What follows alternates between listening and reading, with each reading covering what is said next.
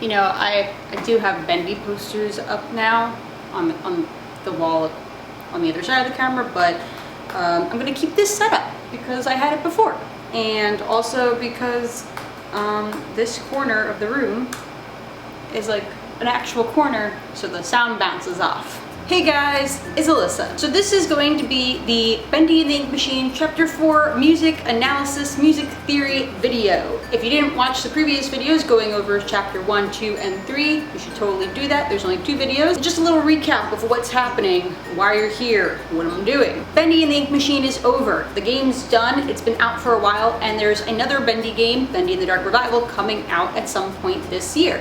Why am I still talking about the first game? I feel like the music is an important part of Bendy and the Ink Machine. I'm gonna go through every single song that's in this game and break down how they make you feel, what the title actually could mean, and why it's being played at a specific point in the game. So how this is gonna go is I'm going to talk about the song, like what it is, when it plays. I'm gonna show you a clip of the song, and then I'm gonna tell you my thoughts and feelings and how I think the title and everything about it relates back to an analysis of the game as a whole. I have notes right here on my computer, so if you see me looking down, that's why. Also, one more note is that sometimes the things and the songs I'm gonna be talking about are completely obvious, but I just wanted to point it out.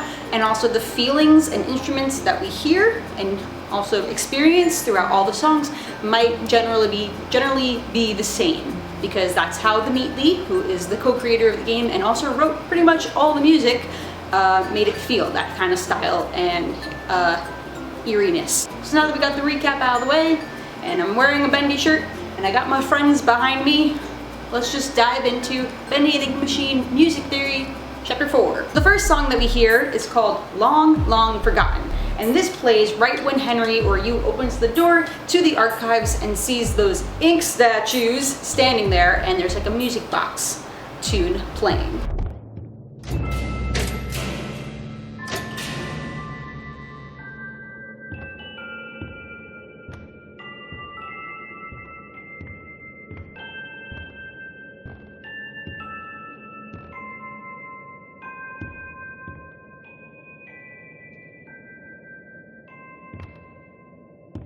So again, I said it uses a music box, which makes it super ominous.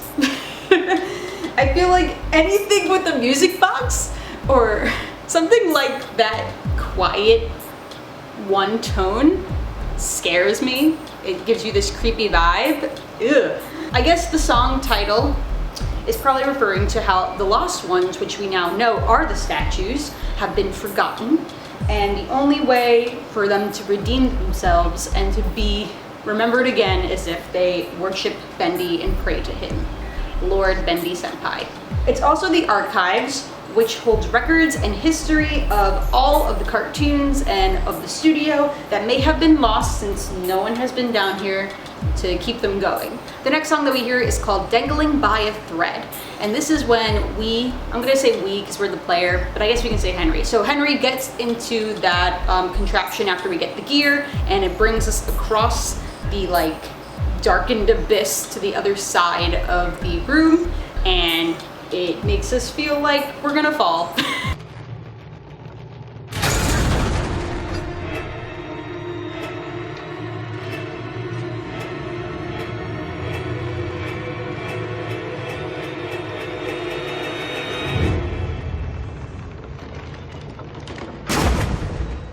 It kind of sounds like a classic horror movie soundtrack with like the building of like, oh no, something's gonna happen, something scary, like something bad, but obviously it's not. And the intensity gets your heart racing, and you think this is the end, and you don't know when the chords are gonna snap. I remember when I first experienced this, when I was watching a playthrough of Chapter 4, and I was like, who did this? Who put this in here? And obviously it was theMeatly, and I'm like, you're just playing with my emotions, aren't you? That's what you do, and that's what this whole game is. Obviously the title is referring to dangling by a thread, which is like you literally on this cart thinking it's gonna break, and it's not. And also the music is dangling you on a thread to make you believe that you're going to fall. The next song that we hear is called Nobody Knows the Trouble I've Seen, and it's playing in that little lounge room where you see the first lost one come up on the balcony.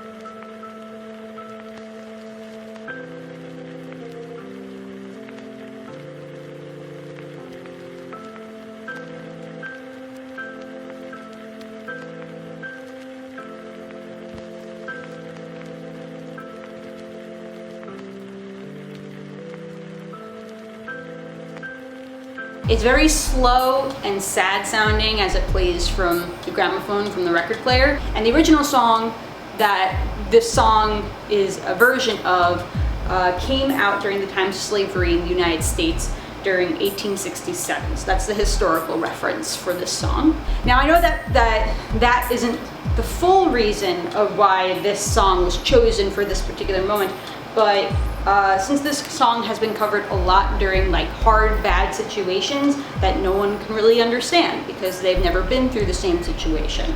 But both the origin of this song and the general explanation go hand to hand with the lost ones themselves. Joey tortured them, he used them for his own purposes, and no one will ever understand what they went through. So the next song that we hear is called The Lost Ones. Duh! This is when we walk through the door and we see all of them really sad and malnourished and shaking with fear.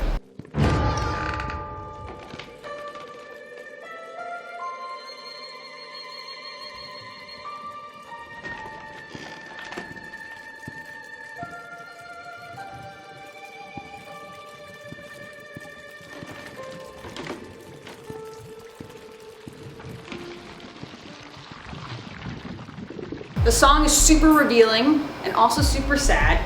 And when you first encounter these inky creatures, we think that they're going to attack us. Like obviously all the monsters that we've encountered so far in this game have tried to chase us or attack us and drag us into the ink. But when we open that door and we see all these inky monsters just standing there, they're super skinny, they have sad faces, and some of them are crying and crouching on the floor. Some of them are in cages.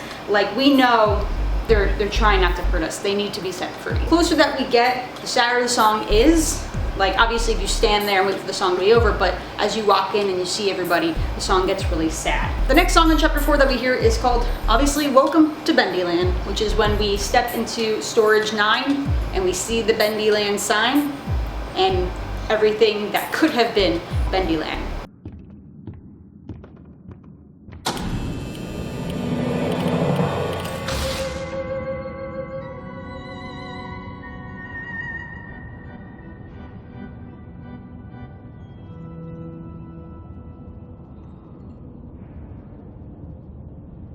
The song is obviously pointing to like a grand opening kind of sense, carnival sounding, and also like, you know, this is what you would hear at an amusement park, probably back in the day as well, this like kind of tune. But it also just shows how creepy and hellish this place would have been. Like, I'm serious. Would you guys have gone to Bendyland? Probably, maybe, but seeing those like mascots even walking around, the ones that are like bendy suits, those are scary. Everything about this is scary. I know that he's a demon, and I know that like a lot of it is like dark, but it's scary. So the next song that we hear is called Let's Play, and this is playing when Henry plays the games, the carnival games. I said play way too much in that sentence.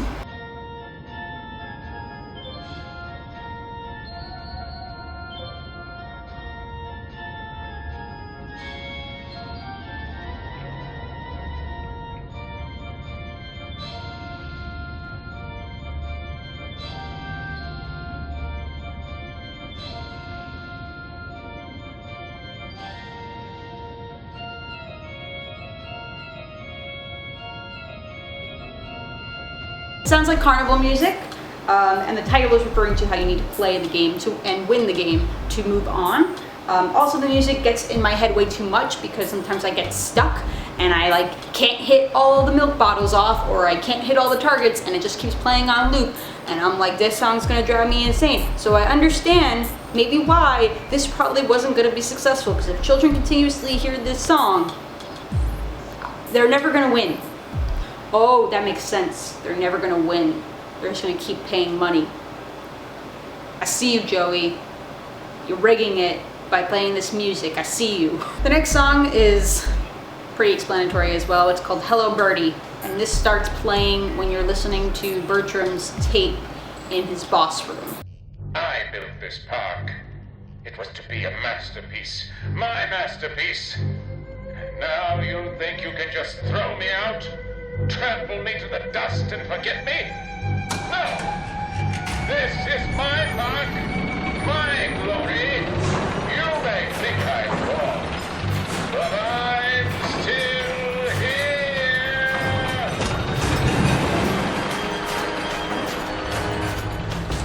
definitely brings up the intensity of Bertram's hatred towards Joey and how the fact that he's still here. Boy! I also love that theMeatly puts Bertie as his name in the title of the song because Joey always called Bertram Birdie, like a child's nickname, and Bertram hated it. So good on you, theMeatly, to put that in stone. And then immediately following that, right when the actual boss fight starts, when Bertram awakens from his ride, we hear the next song, which is called Colossal Wonders.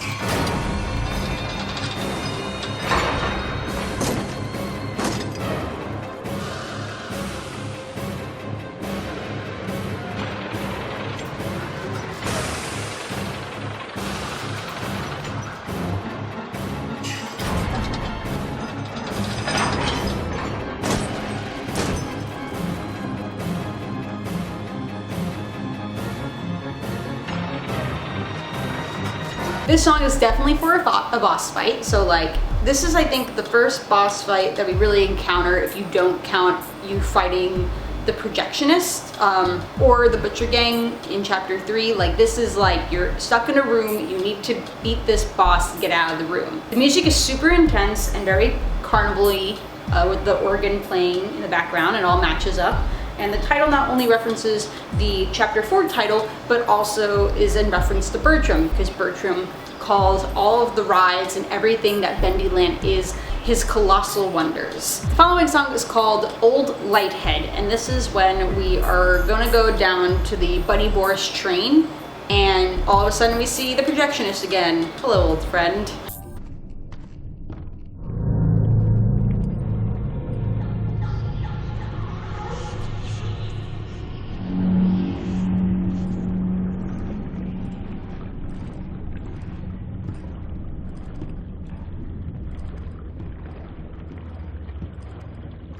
This is super scary. This sound is just frightening. And it kind of reminds me of being in a dark tunnel on a train. The title also is referencing to the projectionist himself. But I think the old part relates to how we are familiar with this monster, because we just met him in chapter 3. And now he's back. Whether you killed him or not, he's back. This song also plays in chapter 2 when you first enter the music department. When it's still dark and you have to go turn all the power back on. It's just like, I guess, a creepy sound that they added into chapter 2. The next song is towards the end of the chapter, called the Monster Waltz, which is when you're in the haunted house and now you've made it into the grand ballroom.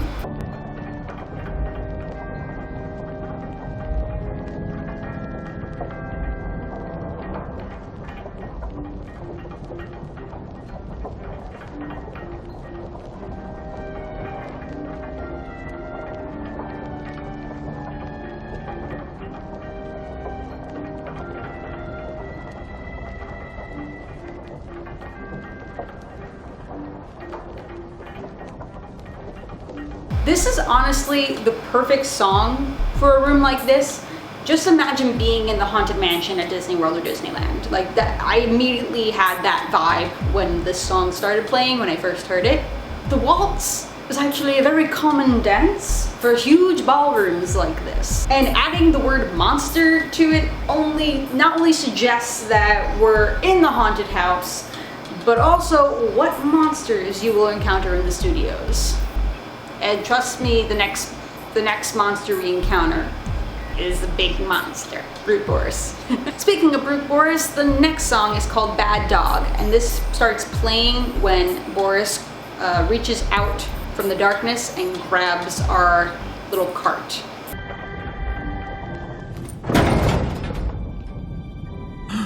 Boris! Oh no, what has she done to you?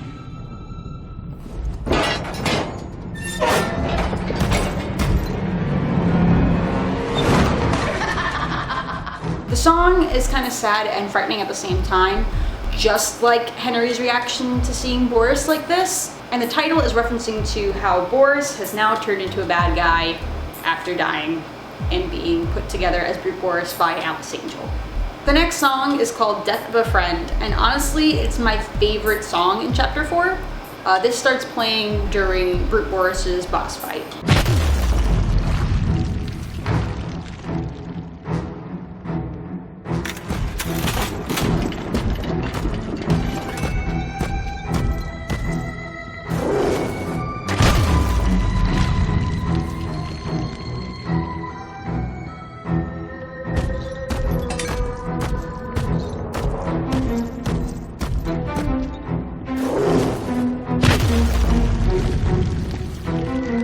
This song is also really perfect for a boss fight, except it's really melancholy, and most boss fights obviously are intense and get you ready to fight. But this is like, we don't want to fight Boris because he's our buddy, he's our friend, but we gotta fight him because there's nothing else that we can do. The title references to how Henry spent so much time with Boris that he grew to be his friend, but Alice now changed him and the friend part is gone, and all that's left is this monster. So death of a friend. The last song in chapter 4 is called Endings and Beginnings, and this starts when we finally defeat Boris and he disappears, to when, at the end, when we see the new Alice Angel and Tom Boris revealed.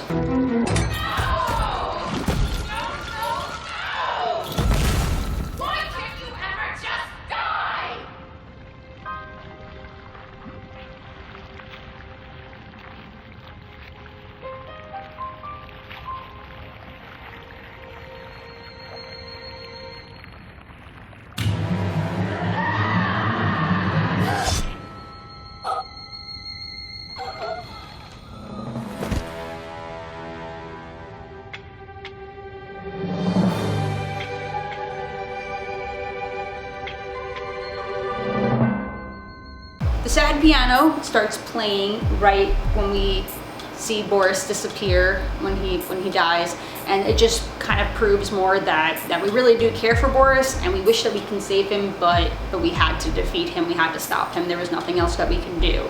Then there's that intense dramatic part when Alice Angel, like, we look up and she's charging at us and we don't know what she's gonna do. Then unexpectedly, whoosh, our new Alice Angel ally stabs her with a sword, and there she goes. And that's when, like, triumphant music starts playing.